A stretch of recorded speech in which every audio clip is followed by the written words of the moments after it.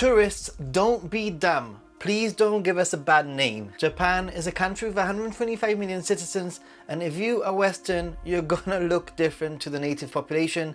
It's a fact, not racism. You're simply gonna stick out, and there's nothing you can do about it. So please behave. In the last few days, a video has been circulating of a tourist riding the Hachiko statue. That's right, you've heard me. I'm talking about the famous beloved statue that sits outside Shibuya Station, a popular tourist attraction and meeting point for tourists and locals alike. In this video, you see a man taking what I'm guessing is a photo of a woman who's sitting on the bronze dog statue. But before we get into the video, if you'd like to support the work that I'm doing here in this channel, I have a Patreon. The link is in the video description, and please consider subscribing to help the channel grow. So, I don't really know the facts. I don't know if the gentleman taking the photo was actually with the individual, but I'm guessing this is not the case. I don't even know what country she's from, but that really is irrelevant. And if the guy taking the photo is a poor Japanese passerby, then in my opinion, that makes things so much worse. Asking a stranger to take a photo of you and then climbing onto the statue,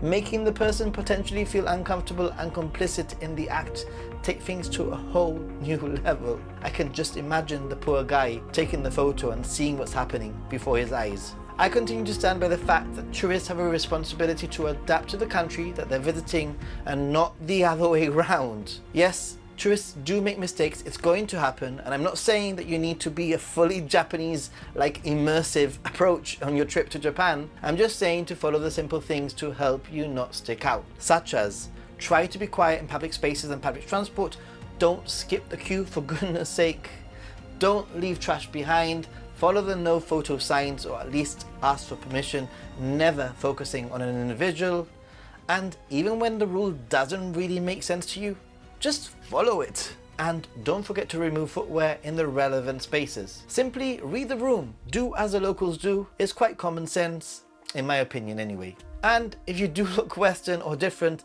then it's easy to see how you might quickly give everyone a bad name. So this statue in Shibuya is loved by the Japanese people because it represents the values of loyalty and devotion and serves as a prominent and practical landmark, and has a timeless and emotional story that resonates with people from all walks of life. Why somebody would want to climb on top of a statue, I will never personally know. And I'm sure that this individual is probably not even the first person to do this, but still. So for those of you who might be a little bit lost, here's a quick history lesson. Thanks, ChatGPT. Once upon a time, in a bustling Tokyo, there lived a loyal and loving dog named Hachiko. Hachiko was an Akita breed known for their fierce loyalty and devotion. He belonged to a kind professor named Ueno. Every morning, Professor Ueno and Hachiko would walk together to Shibuya Station, where the professor would catch his train to work. Hachiko's routine was heartwarming. He would wait patiently at Shibuya Station every day, eagerly anticipating the return of his beloved owner. People at the station soon noticed this extraordinary bond between the professor and his furry friend. But one fateful day, something tragic happened.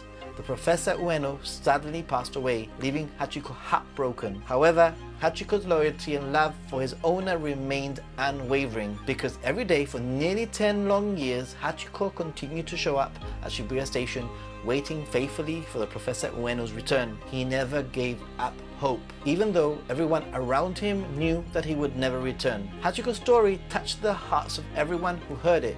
People from all over Tokyo and eventually the entire Japan were moved by his loyalty. They began to bring him food, treats and affection, and Hachiko became a symbol of unwavering devotion, an embodiment of the deep bonds between human and their pets. In 1934, a statue was erected in his honor at Shibuya Station. It was a bronze monument of Hachiko, forever capturing his loyalty and love. Hachiko's story teaches us the power of love and loyalty. It reminds us that the bonds we share with our pets can be some of the most profound and enduring connections in our lives. I recently visited Odate, the town where Hachiko was born in Akita.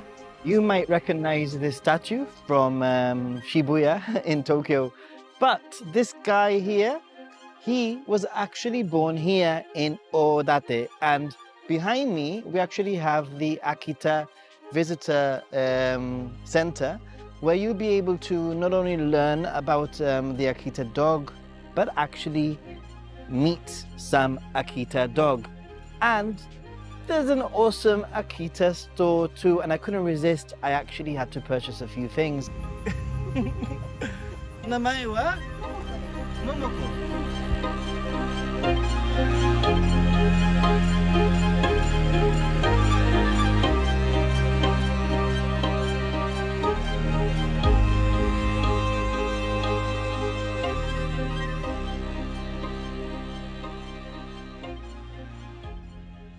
And I learned that during World War II, Japan faced difficult times, and as part of the war effort, many metal objects, including statues, were collected and melted down to be used for the production of weapons and other resources. This included the original Hachiko statue, which was made of bronze. The original Hachiko statue was taken down and likely melted during this time, as it was a source of valuable metal. But after the war, Japan went through a period of rebuilding and recovery. And in 1948, a new Hachiko statue was commissioned and installed at Shibuya Station to replace the original one that had been lost during the war. This second statue, which is also made of bronze, closely resembled the original and served as a symbol of hope and resilience during the post-war era. So, did you know that the now Hachiko statue is actually not the original one? The story of the second Hachiko statue is a testament to the enduring importance of Hachiko's loyalty and the deep connection that the Japanese people felt to his story. Even in the face of adversity and loss during the war,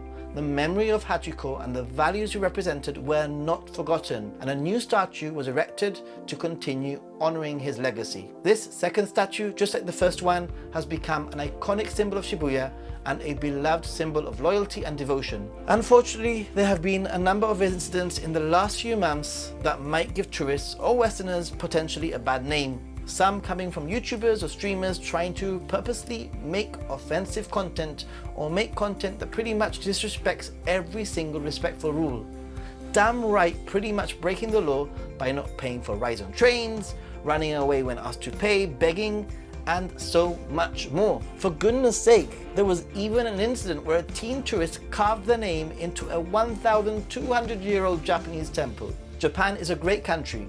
In my over 20 trips, I have only felt welcomed with open arms, had incredible experiences and made amazing friends along the way. But it's only natural that along with a multitude of tourists entering the country, so do bad actors. So please, please, please enjoy your vacation in Japan in a respectful way and give everyone a good name. I can only be but hopeful, right? What are your thoughts? Thanks for watching. Till next time, stay positive and be a happy gaijin. Peace. Bye.